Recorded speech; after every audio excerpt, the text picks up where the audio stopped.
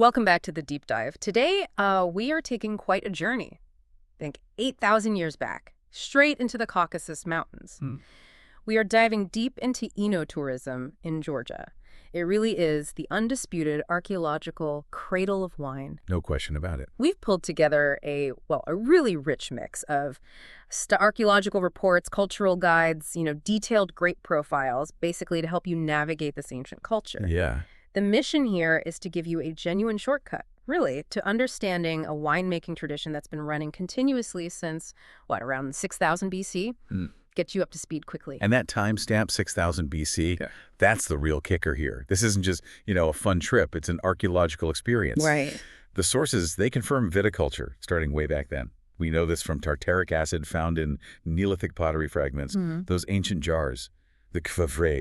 The Qvevri. We'll get to those. It fundamentally challenges our whole idea of when winemaking actually began. And what's really striking is how wine is just completely tied into Georgian identity, their history, their culture. It's absolutely inseparable. It's so central that the traditional Georgian cross, that really powerful symbol of their faith and, frankly, resistance, it's traditionally made from bound grapevines. And that symbol, it tells such a story of resilience, especially thinking about periods of foreign rule, even the 70 years under Soviet control. Those winemaking traditions, the rituals tied to them, like the cross, they were these quiet, powerful symbols of identity that people just refused to give up. It's a really powerful context. So, okay, let's unpack how they actually make this ancestral wine. Let's do it. We need to look at the magic of the Qvevri technique.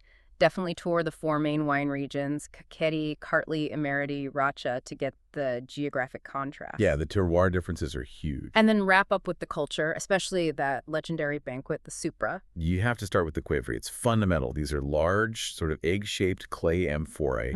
And the defining feature, they are buried entirely in the ground. I mean, completely buried. It's so unique.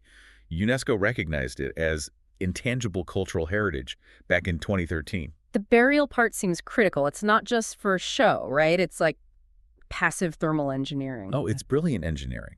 Burying them means the earth itself acts as this perfect natural temperature regulator. It keeps things stable, typically between, say, 14 and 25 degrees Celsius. Wow. Perfect for fermentation without any fancy tech, no electricity needed. Wow. So the Qvevri method is inherently sustainable in a way. Modern wineries with temperature controls just aren't. Exactly. It's totally off-grid in that sense.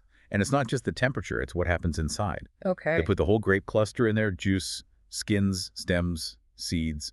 That whole mix is called the chacha. Okay, hold on. Chacha, that word came up a couple of ways in the sources. We need to nail that down. Yeah, good point. Yeah. Can be confusing. In winemaking, chacha is the pomacing all the solid stuff left after pressing. Right. Skins, stems, seeds. Exactly. Yeah. But that same pomace is also often distilled separately into this really potent local spirit, also called chacha. Okay. So context is key. When we talk about chacha and Qvevri, we mean the grape solids that give structure. Precisely. And that contact with the chacha, the skins especially, it can last anywhere from a few weeks up to 6 months. And that's what gives us the famous orange wines, right? When they use white grapes like archaeological. That's it exactly. The skin contact pulls out huge amounts of tannins and phenolic compounds. It doesn't just turn the wine amber. It gives these whites a really dense body, a structure you'd normally expect from a red wine. So those phenolics, that structure, what does that do for the wine long term? Is it just about texture or does it help with aging? Oh, it massively helps with aging. Those compounds are powerful natural antioxidants. I see. So Kerry wines have incredible longevity, real stability. They can age for decades. Sometimes they have the kind of backbone you'd find in, top Bordeaux. But crucially, without needing tons of added sulfites, like many modern wines, which is why the whole natural wine movement has really embraced them. Makes sense. Let's focus on the key grapes then, starting with the whites. What should you expect if you taste, say, Rkatsiteli or Metziendeka after they've been in a Qvevri? Well, Rkatsiteli is Georgia's most planted white grape. And in Qvevri, it becomes something really special. It gets these savory notes, think dried apricot, walnuts, maybe some tea, a bit of earthiness, really complex textured stuff. Sounds intense. Then Mintsini Kakuri, that literally means green Kakurian, it's usually more aromatic. Even with skin contact, it keeps some freshness but gains this richness. Notes of white flowers, maybe honey, subtle herbs. Okay, so the vessel is ancient tech, but the geography really shapes how it's used. You mentioned Georgia's diversity, the Caucasus Mountains blocking cold, the Black Sea bringing humidity. Exactly. That geographical tension creates these dramatically different regions. We should start in the east with Kakheti. The powerhouse. Definitely the powerhouse. Over 70% of the country's wine comes from Kakheti.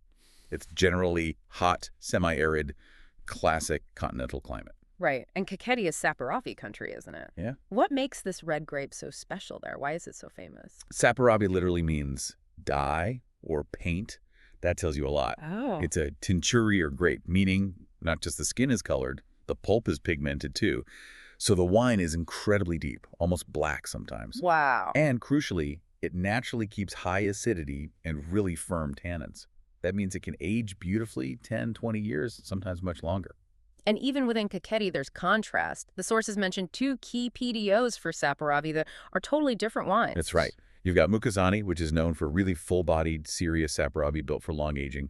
Comes from richer soils there. Okay. But then you have Kinsmarali, famous for naturally semi-sweet Saperavi. What happens is the cold weather naturally stops fermentation early, leaving residual sugar. It balances Saperavi's acidity with this lovely velvety sweetness. Fascinating. Okay, let's jump across the country. West to Imereti. Described as a hidden tradition, much more humid, subtropical because of the Black Sea. Must be tough for winemaking. It definitely forces adaptation. Because of the humidity, the risk of fungal disease is higher. Right. So Imereti winemakers traditionally use way less chacha in their Qvevri, sometimes only like a third or even a fifth of what they'd use in Kakheti. Ah, so less skin contact. Much less. Yeah. This makes the wines lighter, cleaner, higher in acidity compared to the east.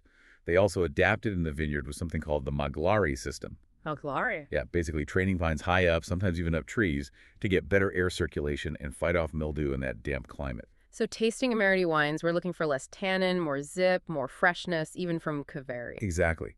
The key white grapes there are Solikori and Sitska. They're known for that vibrancy, citrus notes, often a distinct minerality. It's a real contrast to the richer Caucasian style. Okay.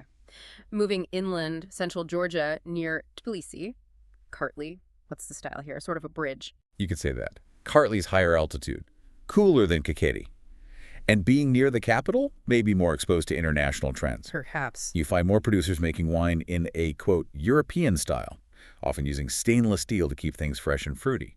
It's actually a key region for high-quality Georgian sparkling wine. Ah, interesting. Using local grapes. Yeah, leveraging the great acidity you get from grapes like Gruli, Metzvain, and Chinuri. Right. And finally, the highest region, way up in the mountains, Rechelechkumi. Proper alpine conditions up there means a really long, slow ripening season for the grapes. And what's their specialty? Again, it leans towards naturally semi-sweet wines. Oh. The most famous is Kvanchkara. Kvanchkara. Heard of that one. It's typically a blend of Alexandruli and Mujaratuli grapes. Like in Kinsmarali, the intense mountain cold naturally stops fermentation, leaving sugar behind.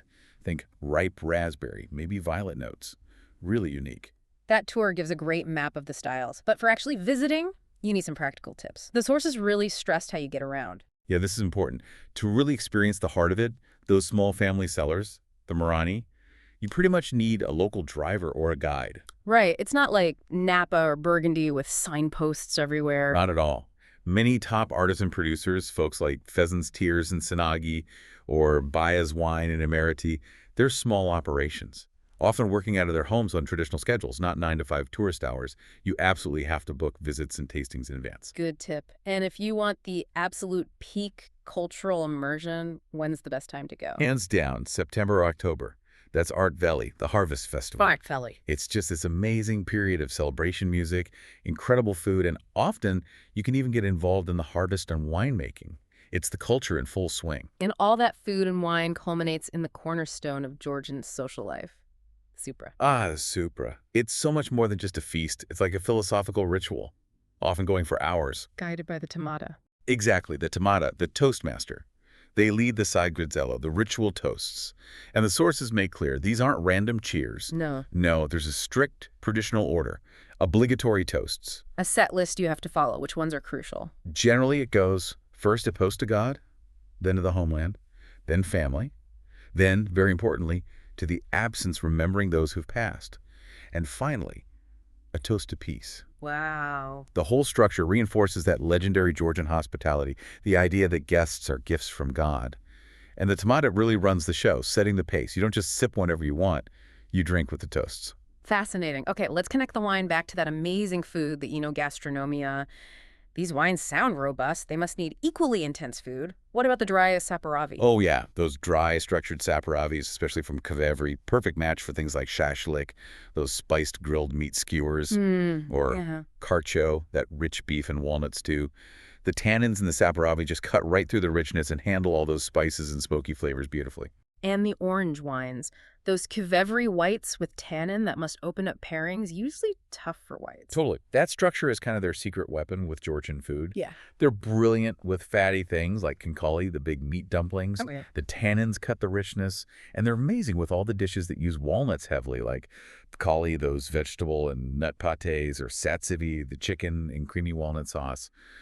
The wine's tannins just balance the nuttiness and texture perfectly. It sounds incredible. Before we wrap up, it feels important to note that contrast you see, especially in Kakheti for tourists. It's a mix of ancient ways and, well, very modern wineries. That's a really key point for anyone visiting. You have these huge modern places like Winery Kareba. They have this insane 7.7-kilometer Soviet-era tunnel for aging wine. Wow. Or Sinandali Estate, which was actually key in bringing European methods to Georgia way back in the 19th century. Big operations. But then, right alongside them, you have the tiny artisan Marani, where the Qvevri tradition is fiercely protected. Places like Ramaz Nikolaadz's wine house or Baya's wine in Inertia, run by the amazing Ebuladze sisters. Both styles exist. Both are vital to Georgia's wine identity today. That's a great perspective. So let's recap the essential vocabulary for our listener, the key takeaways. Qvevri, the buried clay pot. Marani, the wine cellar, often family-run. Ritveli, the big harvest festival in autumn. Ghvino simply means wine. And chacha, which can mean the grape pomace used in winemaking, or that potent local spirit. Got it. Okay, so we've journeyed from 8,000 years ago through 4 distinct regions and really dove into the culture behind the wine. You should now feel, well, pretty well informed about Georgian enootourism. And maybe here's a final thought to leave you with. Just remember that through centuries of invasion, cultural pressure, political hardship, the wine, its traditions, the super rituals, they really served as a bastion for the Georgian people. A refuge, a powerful symbol of their resistance and sheer perseverance. That's beautifully put. So next time you see a bottle of Saperavi or one of those amber Qvevri wines, just remember you're tasting more than just a drink. You're tasting the enduring spirit and the incredibly long history of a nation. Cheers to that. Thanks for taking the deep dive with us.